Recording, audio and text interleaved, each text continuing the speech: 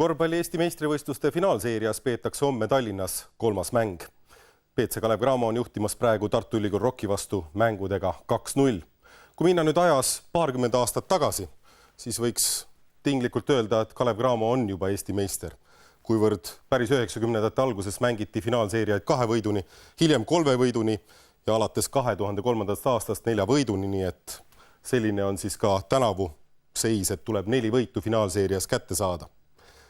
Aga kui vaadata selle valguses, mismoodi on finaalseeriad lõppenud, siis alati oodatakse ju seda 7 mängu, aga nii on tegelikult läinud finaalseeriad vaid 2 juhul ja seda päris ammu aega tagasi. Kõige enam on finaalid lõppenud 4-2 tulemusega ühele või teisele meeskonnale ja viimasel 3 aastal on siis Kalev Cramo võitnud 4-0 Tartu Ülikool Rocki ja 2008. aastal omakorda Tartu Ülikool Rock võitis BC Kalev Cramot 4-0 skooriga. Aga need Kalev Cramo ja Tartu Ülikool Rock on viimase 10 valguses olnud ka kõige edukamad Eesti korvpalliklubid. Mõlemal on ette näidata 6 tiitlit. Kalev Cramo siis viimasel 3 hooajal võitnud järjest Eesti meistrikullad, Rock viimati 2010. aastal. Tartu Ülikool Delta nime all esimene tiitel Tartul tuli 2000. aastal ja ehitustööriista nime all BC Kalev Cramol siis 2005. aastal.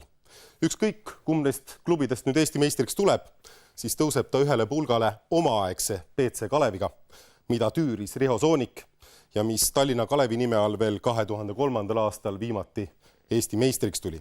7 on maagiline number, kui me räägime ka korvpalluritest, kes kõige rohkem on tulnud Eesti meistriks.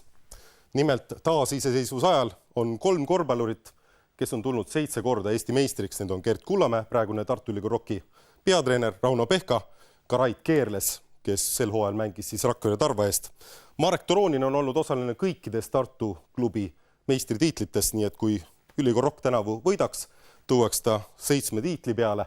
Kui võidab BC Kalev Cramo, tõuseb Marek Toronini kõrvale Gregor Arbet.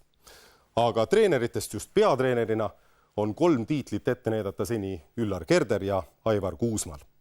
Aga korvpallifinaalide teemal jätkub vestlus juba stuudios.